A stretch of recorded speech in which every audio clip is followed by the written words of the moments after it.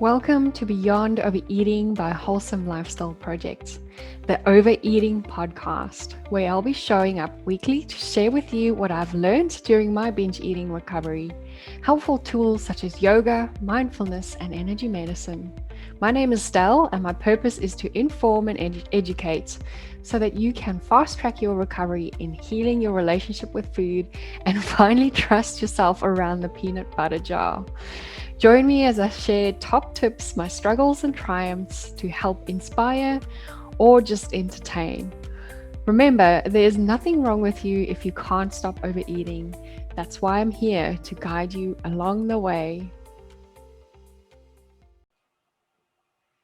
And welcome back to yet another episode of the Beyond Overeating podcast by Wholesome Lifestyle Project. I'm your host, Stell Coombe-Heath, and I am a recovery specialist for binge and emotional eating, and I'm here to talk about health, eating disorders, all relationships with food, and I'm so excited today to have a very special guest with me.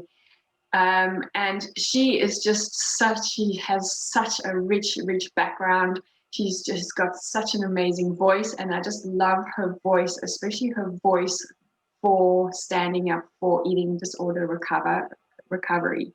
Ioana Aboumitri, how lovely to have you here. Thank you, Stell. Thank you so much for having me on your show. I'm so honored. I love everything that you stand for, and I'm really excited for us to connect this way. Yeah, I'm so excited for this episode. So Ioana is a public Pilates instructor. She's a public presenter, an aspiring songwriter, and she's the founder of Kalani, a Polynesian-inspired wellness company. Descending from a royal family in Samoa, her grandfather was the paramount chief of a region of the island. That is so interesting. I would love to know a little bit more about that. Thank you. she, she has a deep connection with her ancestors. Ioana's mission is to spread their spirits with Kalani as her vessel. Ioana is a mother of three inspiring girls, ages 17, 14, and 6. I would never have said that. I thought you were in your 20s. Oh, stop. And a three-time published author, currently writing her fourth book. Wow, that is just absolutely amazing. And you also just passionate about mental health awareness and specifically around eating disorders. And that's why we're here today to talk about your experience in eating disorders, but also your book that you wrote about breaking up with the scale. So thank you so much for being here, Ioana. I'm so excited to get into this episode. Thank you. I'm excited as well. So did you want to tell us a little bit about your story? I'm just so intrigued about your background, where you've come from, and yeah, how you got to where you are today. Yeah, thank you so much. It is quite a diverse background. So, my mother is from Samoa. And as you prefaced in my bio, my grandfather was a chief of a region in the island, a paramount chief. And so, technically, our family is considered as royalty. And so, that is huge. I already have a strong connection with the island, but you know, even more profoundly because I've been part of very rich ceremonial experiences. And then my father is Mediterranean, so he's Greek, Turkish, Egyptian, Lebanese. So I was born in Lebanon, moved to Kuwait, New Zealand, Samoa, back to Lebanon, and now I'm here in Canada. So I've just been all over the place. And throughout my life, I've always it's been kind of a paradox because I grew up with what I call princess syndrome, wherein I was his little princess. He always told me how perfect I was and how beautiful I was and how smart I was and how amazing I was and how I could do no wrong. And I wanted to make sure that I kept that standard and Mm, that everybody else would copy and paste everything that he said to me throughout my life. So on the other side of that coin was the fact that I had very low self-esteem, and I was very self-conscious, and I was very uncomfortable in my skin, and I didn't like to be in public settings or in group settings or social settings.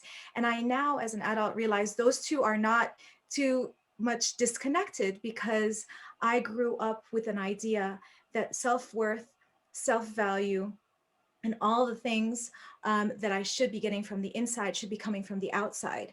So everything was about judgment from the outside and judging myself accordingly. And like many children growing up, you know, I was a chubby little kid, an adorable chubby little kid. She was so cute. Little Ioana was adorable, but she was teased, and she was. I talk to myself about myself that way, because I feel like, you know, if I could have a conversation with her, what would I say? And she was, you know, bullied, and I was told growing up that I needed to go on a diet all the time. I had people who loved me help me go on a diet. And I now, as an adult, don't put blame on anybody, because I understand that this is something that's been passed down from generation to generation to generation. But anyway, so I tried really, really hard from a very young age to diet a lot. And I tried, like many people, every single diet under the sun. And ironically, my name growing up was Yo-Yo, and I was a yo-yo dieter. So it's kind of ironic, but with time, Stel, as you know, because you're an expert in this field, the yo-yo dieting just becomes more intense and more, it becomes harder to get that high, and the highs get a little bit harder to reach, and then so the lows become much more painful when you crash. So I always intuitively knew that this is probably not the best thing that I should be doing, but it didn't matter to me, because the accolades and the validation that I got from losing weight were far more important than anything that I got physically in my body, whether it be the tremors or feeling like I wanted to pass out half the time, or whatever came with all the purges. I didn't even realize as well, even though I'm going to fast forward to 2001. Always knew that I was yo-yo dieting. I decided to go back to school and study holistic nutrition. So I became a registered holistic nutritionist. And the main purpose was to understand this whole thing about yo-yo dieting, and to be able to help myself, and then help my family, and help my future children. So I didn't have children at the time.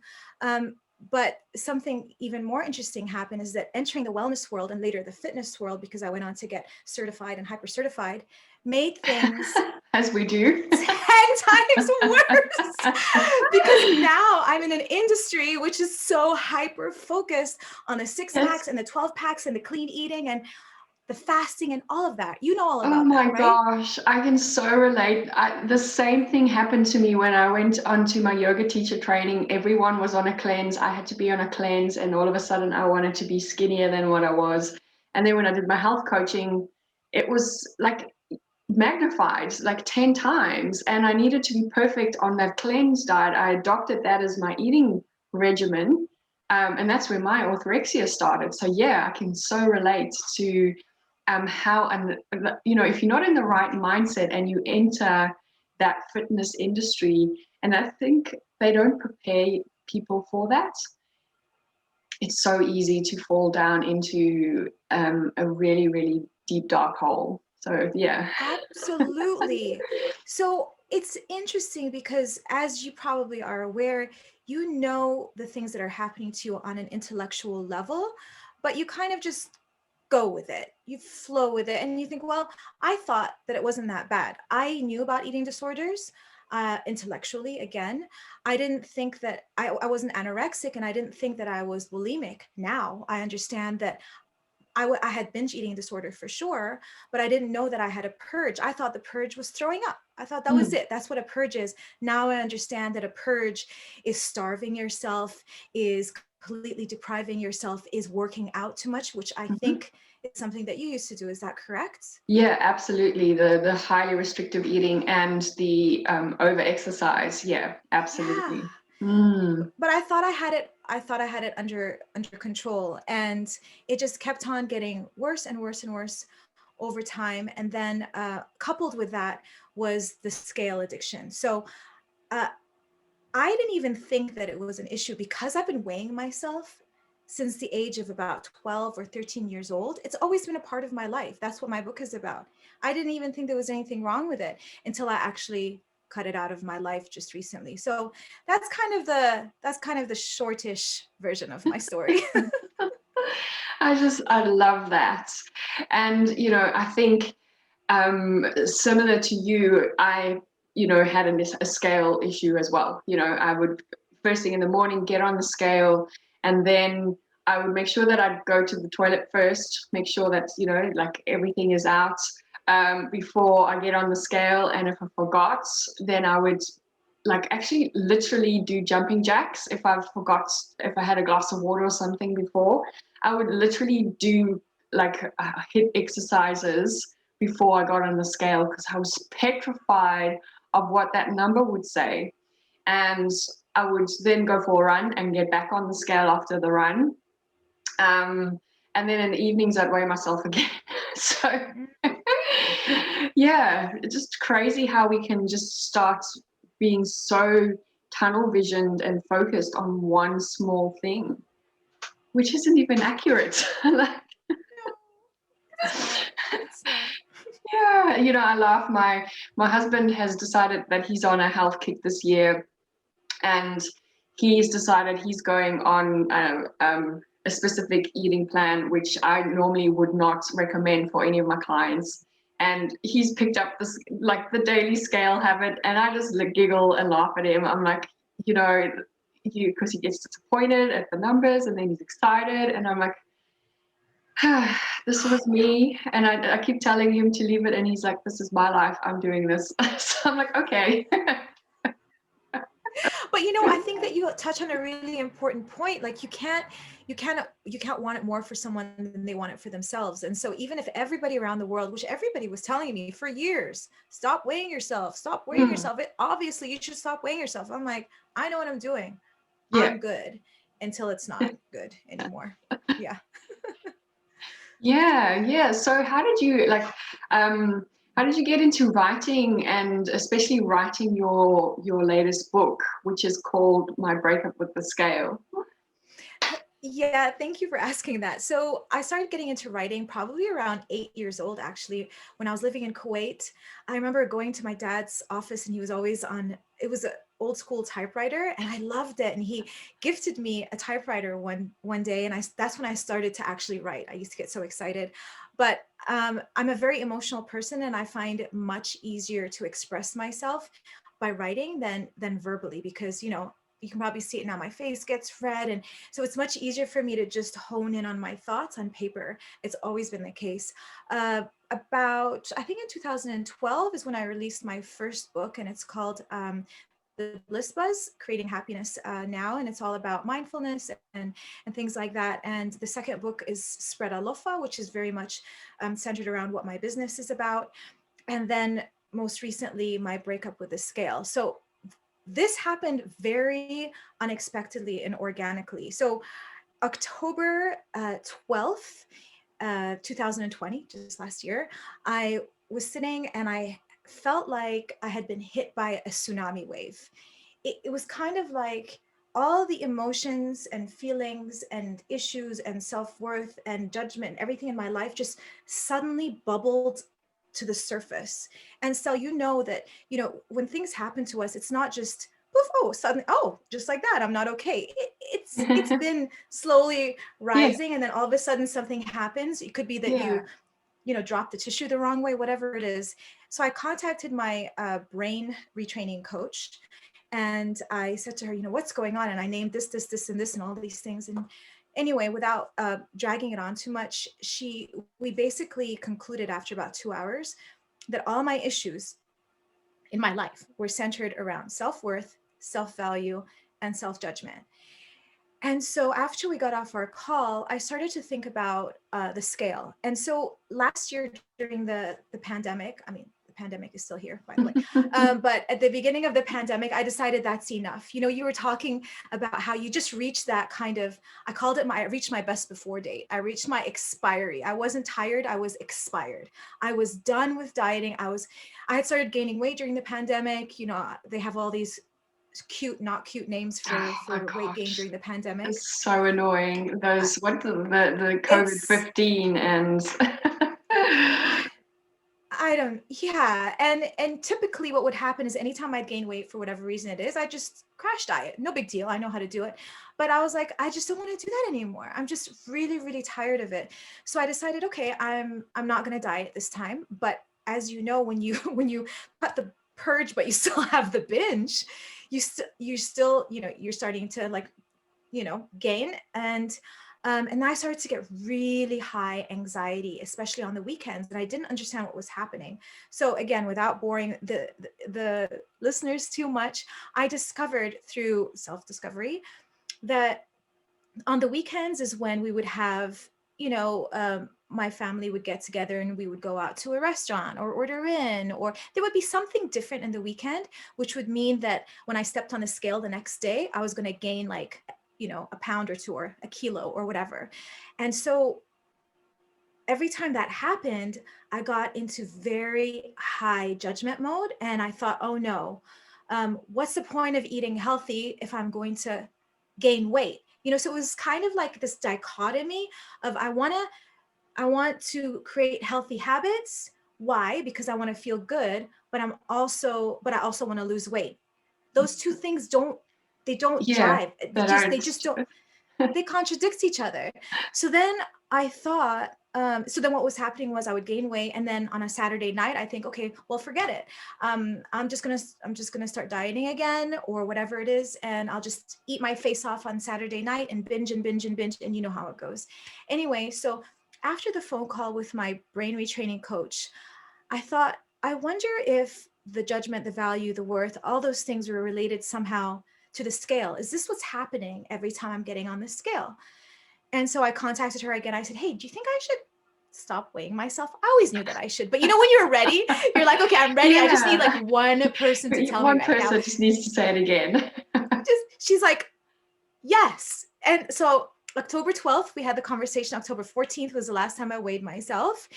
And then the revelations that came after were just amazing. First of all, I didn't realize how attached I was to the scale, because I would stare at the spot where the scale was because I completely removed it. I don't even know how many times a day I looked at that blank spot like it was a building that had been removed. Yeah. Right? Yeah, it's almost like frustrating when you like I asked my husband to hide the scale when I started, and it's actually like you get like I can imagine what someone going through like drug withdrawals go through, that real frustration and anger for not being able to stand on it. Like, I don't know if you experienced that. I just experienced that there was something completely different in my life. Like it was just, and anytime something happened, I realized that there was so many behaviors, not just the beginning of the day, but things like, I'm just going to throw an example out. Say I got food poisoning as an example. I would get excited when I had food poisoning, which is terrible, but yeah, because it meant that I would excrete so much that I was going to lose weight, and now I didn't have the scale to congratulate me for it. So yes. how was I supposed to know if I was being successful or failing? Yes. So I love that. And yes, so many of my clients go, well, how am I going to know if I've been good? I'm like, are you good? Like, you know, what is good? Like, is it a number? Is it really what that scale says? Or are you actually a good person? You know, like, so then you don't need the scale to tell you good girl. Like, yeah. Exactly. And then, Stella, I also realized something that was pretty profound for me, which is that the relationship that I had with the scale, I had actually been copying and pasting that same pattern with all my human relationships. So my human relationships, I would attach to something that was going to act either like commend me or kind of like in a narcissistic kind of way, like you're amazing, you're horrible, you're amazing, you're horrible, you're amazing, you're horrible. And I would just get attached to that because I loved the validation so much that all the pain that it was causing me didn't matter. So I was creating codependencies with friendships, with relationships, with, romantic relationships, with business relationships. Everything that I was doing with the scale, I was copying over to my human relationships. And so all of those revelations that I had, I just started to journal. I was like, oh, I'm just going to write this Facebook post. I'm just going to let people know what's going on. And then I was just like writing and writing and writing. And I'm like, I think this is a little bit too long for a Facebook post. And boom, I had a book. And I thought, okay, I'm just going to share this with the world. Here we go. And that's what happened. Wow. Okay, that's amazing. So, what does the book cover? Is it your revelations or more just your process that you followed? The book. What do I cover in the book? Yeah. Yeah. So exactly. So it talks about basically my history and where, everything that I just talked about right now, and then the relationship that we had, the scale and I, and then what happened for me to pivot and want to take that next step. And then when I took the step, what revelations I had, and then basically where I'm at right now. So October, November, December, January, February, it's been 5 months now. And I basically call myself in recovery, and all the things that are happening, the way I look at food, the freedom that I have is just unbelievable. For the first time in my life, I open up the fridge and I don't go, what diet am I on today? And then all the other behaviors, and then some of the challenges as well, because it's not just that you know this from working with your clients. You don't just, you stop your eating disorders and everything's just fine and dandy. You look at your body and you're like, my body's just perfect and gorgeous. That's not really the way that it's a whole process. So that I talk a little bit about the process afterwards as well. Yeah, it's years and years of conditioning, beliefs, and behaviors that we carry with us. You can't just switch that off. So it does take quite a while, especially adjusting and, healing that relationship with the body is one of the longest ones because, if you think about it, for like 20, 30, 40 years, most of the women that work with me, they've been against their body and attacking it. And then shifting that mindset, it's like, well, I can't.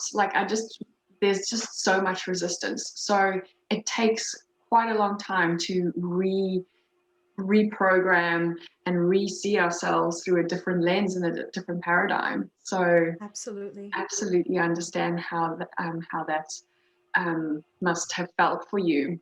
Because we think, if I let go of the diets or if I break up with the scale, then everything will be fine. If I stop binge eating, I'll be fine, then everything will just go back to normal. And, that's just the symptom. The scale and the binge eating, the emotional eating, the purging, those are all just symptoms of what's really, really at the bottom of our core of the issue. So exactly. Yeah. Amazing. So what is one of your biggest ahas that you've had since not stepping on the scale? The biggest aha that I've had is probably that what was that is the fact that so much of my worth and my value and my judgment has been tied around outside sources my entire life. Everything that I've looked for, the validation, has always been from the outside. I'd lose weight and I want people to say how great I looked, or whatever it is. So the biggest revelation is discovering that everything that I actually need is deep inside of me. Oh yeah, that is so beautiful. I love that. And Thank you. That's the thing. We all have that in us. And I actually I listened to Gabby Bernstein the other day, and she was talking about something in the Course in Miracles, and it said our true nature is love. And every time we pick on our bodies or we look for that outside love or approval, we step away from our true nature, which is love. And when we do that, that is when we feel guilt and shame. And that shame and guilt is so uncomfortable. That's when we react and do things like, binge eating or starving ourselves to try to get back to where we are at in that space of love. So turning inwards is always the answer, and we all have it within us. We've just forgotten about it. Yeah, so I love that. Beautiful. Thank you for sharing that. That's beautiful. Yeah, it's such a beautiful way of putting it. So I'd love to know, what is something you can recommend that listeners do right now if they believe they have an eating disorder or body image issues?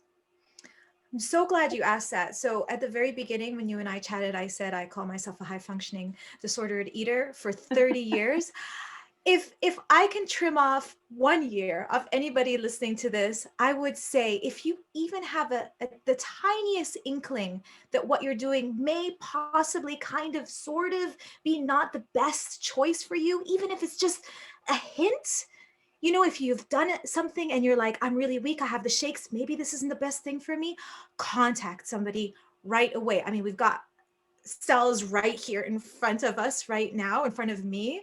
But I really think it's important. I mean, sure, we can do it alone. I mean, it took me 30 some years and I'm still on the journey. That's great if you want to do it that way. But I honestly don't think that that's the ideal way to go.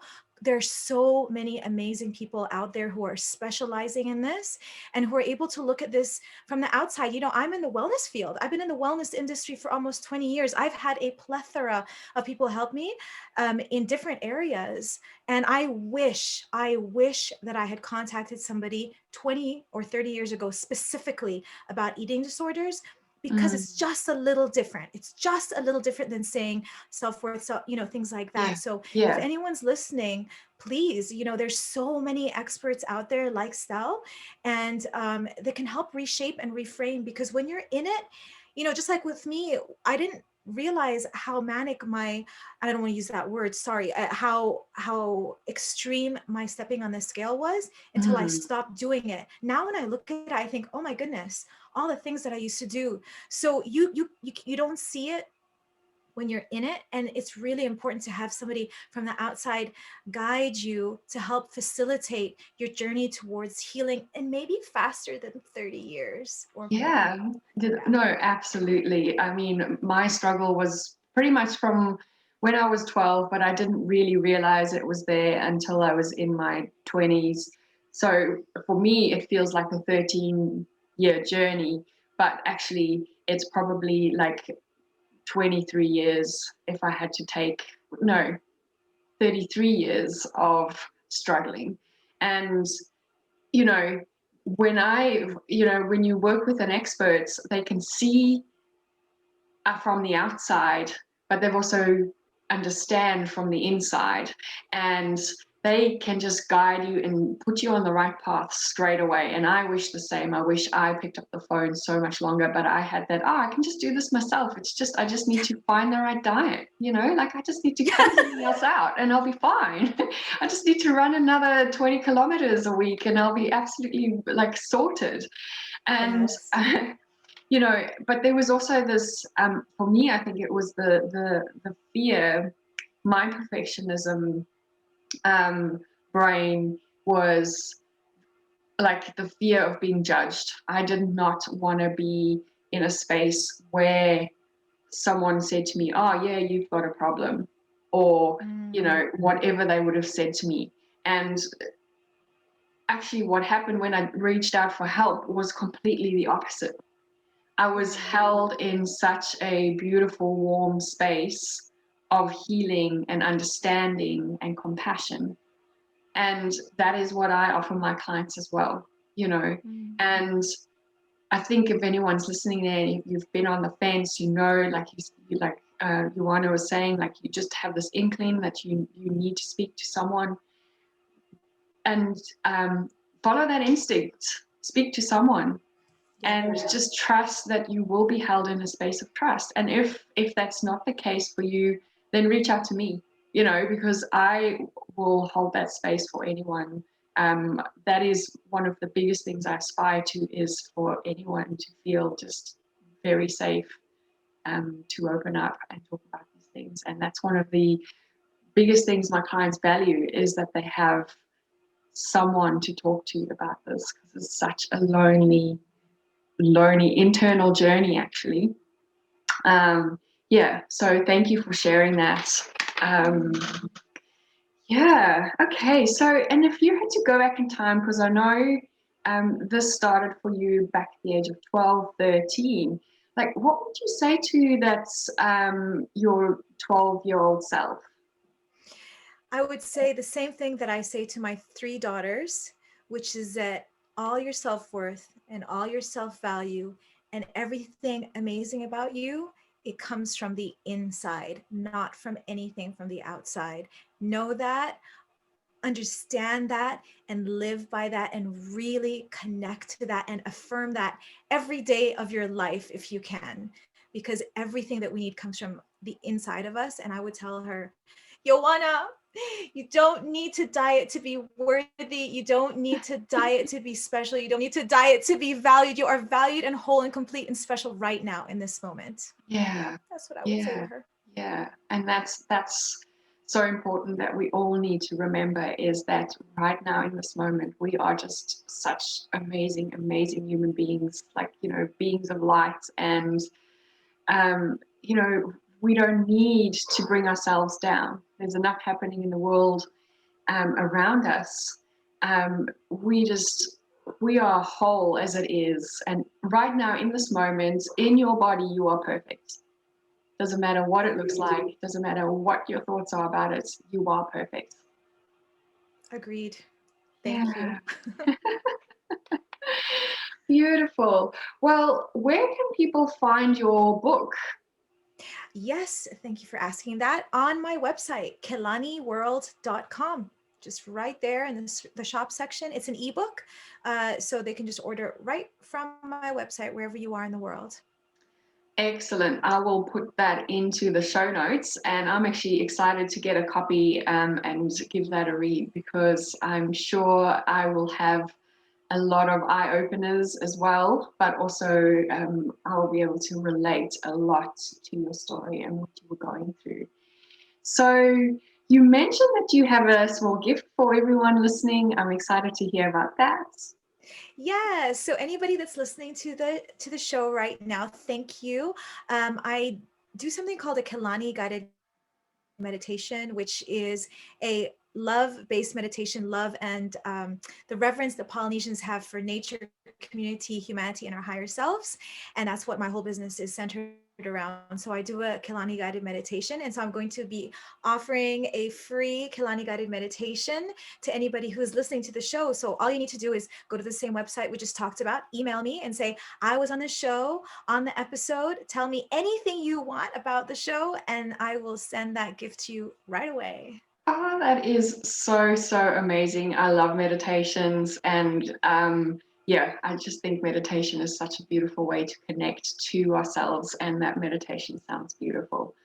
Thank you. So thank you so much for coming to share your story. And I just wanted to find out, now that you have broken up with the scale, what is one way that you like to celebrate or appreciate your body? In the same way that I have women that I work with celebrate their bodies and celebrate them, is by dance, and dance, because I think that dancing really gets us to connect to our most beautiful parts of us. And with Kelani, our elements, our first element is connecting to the hips. And as you probably know, Stel, that's where we have a lot of emotions. That's where we carry so much. And when we're moving this area, it really helps us to connect to our deepest selves. And so when I dance on my own every single day, whether I'm teaching or not, and that really helps me to just celebrate my body and be completely free without judging it, without, looking at the exterior, and just really focusing on the inside. So dance for sure. Oh, yeah, it's such a beautiful way to embody our bodies, and also just to express that a creative a sense of us. Yeah, I love dance. I'm not very coordinated, but when I do let go, dance like no one's watching, I just love it. It's amazing. Yeah, exactly. I love that. Ioana, I would love to have you back and we could talk more about your dance. I think that would be an amazing, amazing episode, maybe in a couple of months or so. Thank you so much for being on the show. Where can people find you to find out more about what you do and just about your journey? Yeah, thank you. Well, my website has a lot, kelaniworld.com, Kelani. And on social media, my name, as you see it over here, Ioana Aboumitri, and on Instagram at Kelani Dance. So any of those or any of those places you can find me at. And I just want to say before we wrap up, thank you so much for having me on your show. And earlier I wanted to say thank you so much for all the work that you do, because it's so valuable to the world, because it's a ripple effect. For every woman or man or human being that you help, all those people are going to be the best version of themselves for all the people around them, the ones that they love, and every single person they interact with. So your work is so powerful, and I'm so grateful to have connected with you in this way. Thank you. Oh, thank you so much. That means so much to me. And yeah, it is such a rewarding space to be in, just to be able to share my experience and also to help others through this. Because as I said before, this is a very lonely journey. And if I can just help one person struggle, like you said, one day less or 1 year less, that is my dream. So thank you so much for that acknowledgement. I appreciate you. Thank you. I appreciate you as well, Stell.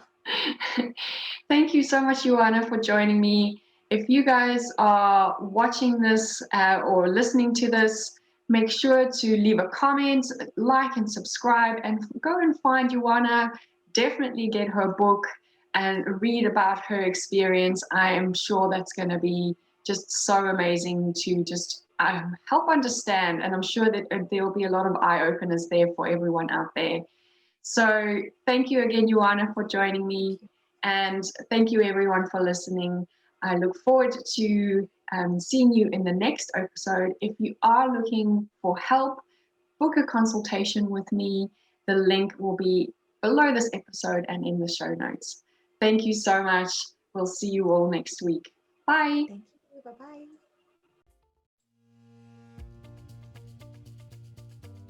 Thank you so much for joining me today, and don't forget to share this with all your friends.